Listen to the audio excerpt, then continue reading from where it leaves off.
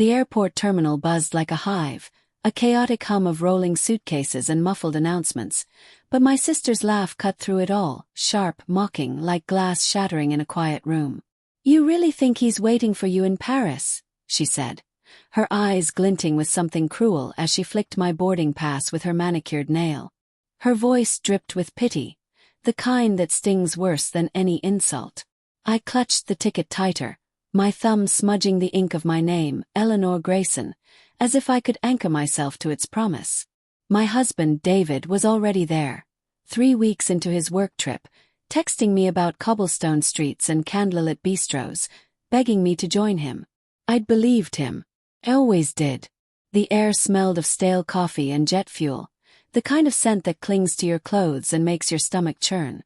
My sister, Claire, leaned back in the plastic chair, her arms crossed, her lips curled into that half-smile she wore when she knew something I didn't. "Ellie, you're so naive," she said, softer now, but it wasn't kindness, it was a warning. I ignored her, my eyes darting to the departure board. Flight 214 to Paris, Gate 17, boarding soon. My heart thrummed with a mix of hope and dread, like a drumbeat I couldn't silence. David's texts had been shorter lately. His calls rushed, but he'd said he loved me. He'd said he needed me there. Why would he lie? The first hint came 2 weeks ago, subtle as a crack in a mirror. I'd found a receipt in his coat pocket. Dinner for 2 at a place called Le Petit Coeur, a restaurant too romantic for a business meeting. I'd laughed it off, told myself it was a client, a colleague, anything but what my gut screamed. Then there were the late-night whispers I overheard when he thought I was asleep.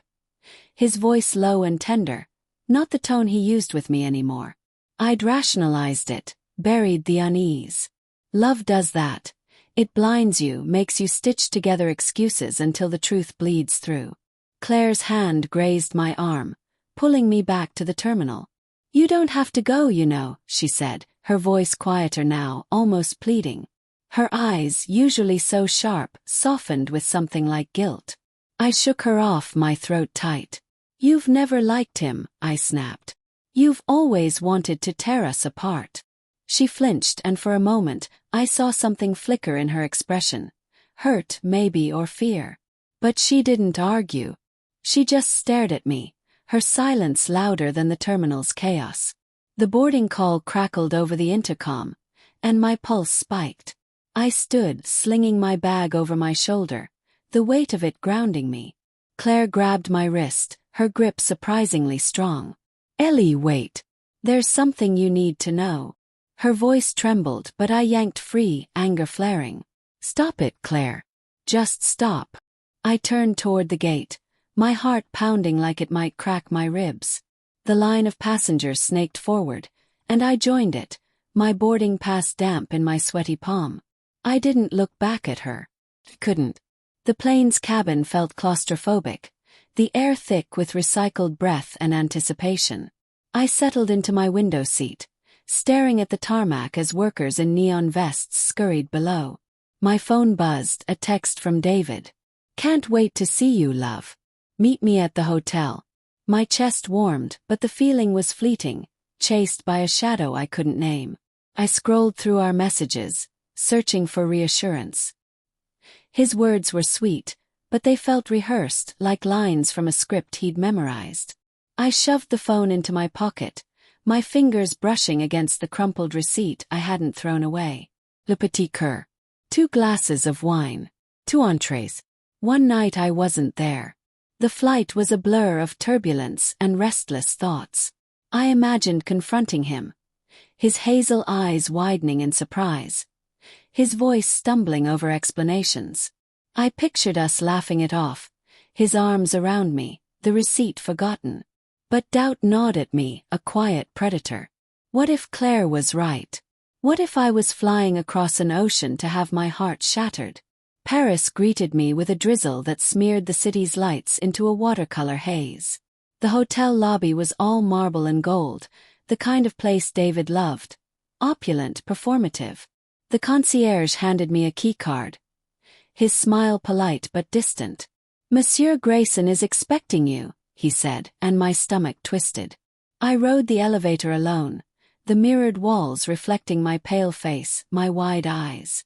The hallway smelled of lavender and secrets, and when I reached room 412, I hesitated, my hand hovering over the door. I swiped the keycard, the lock clicking like a gunshot in the silence. The room was dim, lit only by a single lamp.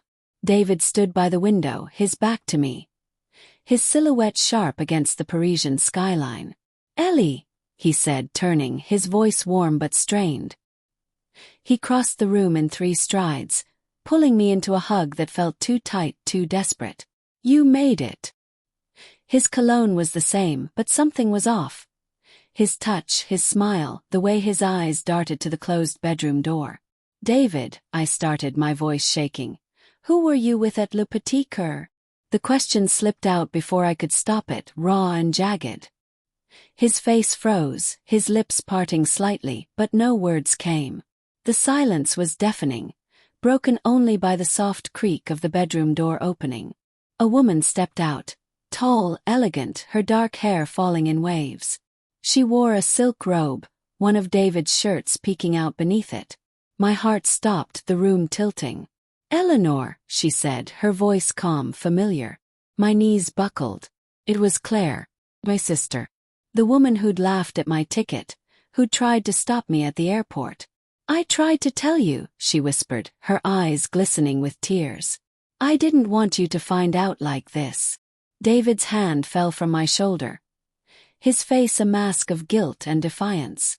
"Ellie, it's not what you think," he stammered, but the lie was flimsy, crumbling under the weight of the truth. Claire's betrayal cut deeper than his. My sister, my confidant, the one who'd warned me out of guilt, not love. I wanted to scream, to throw something, but my body felt hollow, my emotions a tangled mess of rage, heartbreak, and disbelief. "Why?" I choked out, looking between them. Claire's lips trembled, but she didn't answer. David's eyes dropped to the floor, his shoulders sagging. The receipt burned in my pocket, a silent witness to my stupidity. I'd flown thousands of miles to face a truth I'd refused to see. Then came the knock. Sharp, authoritative. A man in a crisp uniform stood at the door, his badge glinting under the hallway light. "Eleanor Grayson?" he asked, his French accent thick. I nodded, my throat dry. "You're under arrest," he said, his voice steady, "for the unauthorized transfer of classified documents." The room spun. David's head snapped up, his face pale. Claire gasped, her hand flying to her mouth. I stared at the officer, my mind blank. Classified documents. Me. As the handcuffs clicked around my wrists, I realized the betrayal ran deeper than infidelity. David's work trip wasn't just a cover for an affair. It was a setup. And Claire, my sister, had known all along. The man in uniform led me away, my sister's sobs fading behind me. But it was her laughter at the airport that echoed in my mind, mocking me still.